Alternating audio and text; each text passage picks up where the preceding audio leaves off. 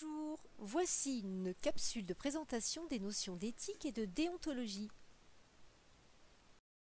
Qu'est-ce que l'éthique? C'est un ensemble de principes de bonne conduite, de règles morales à appliquer. En ce sens, la notion d'éthique est équivalente à la notion de morale. La déontologie, c'est une morale, mais appliquée à un champ professionnel. Ainsi, le professionnel va appliquer un ensemble de règles qui régissent l'exercice de sa profession. Ces règles déontologiques sont rassemblées dans un code de déontologie.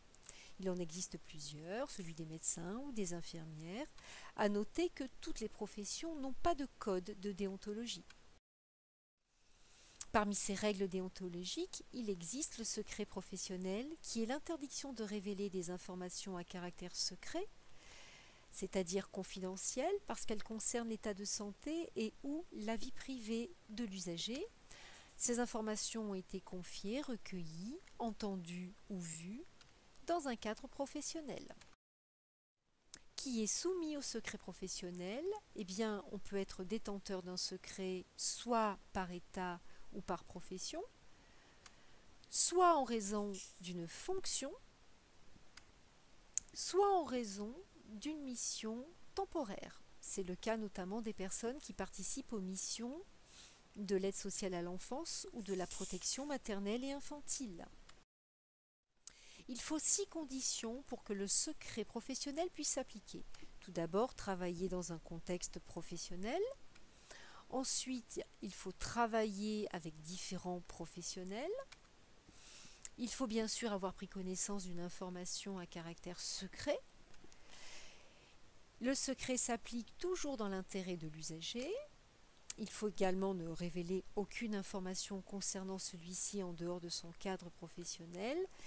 Et il faut également que le secret perdure même si le professionnel cesse d'exercer sa profession ou si l'usager décède.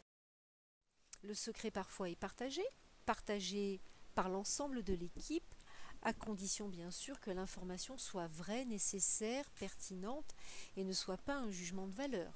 Le secret peut être partagé avec la famille, mais uniquement avec l'accord de l'usager. À noter que le partage du secret a toujours pour finalité l'intérêt de l'usager. Si vous ne respectez pas le secret professionnel, vous vous exposez à des sanctions disciplinaires qui vont de l'avertissement jusqu'à l'interdiction définitive d'exercer. Vous pouvez vous exposer également à des versements d'indemnisation dommages et intérêts pour réparer les dommages que vous avez causés. Vous vous exposez également à des sanctions pénales qui peuvent aller jusqu'à 15 000 € d'amende et 1 an d'emprisonnement.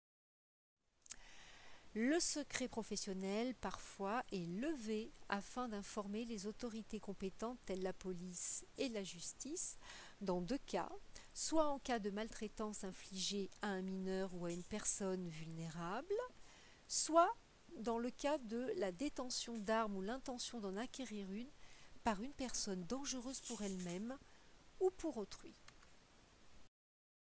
Il est important que vous expliquiez à l'usager que vous êtes soumis au secret professionnel afin de créer une relation de confiance avec celui-ci.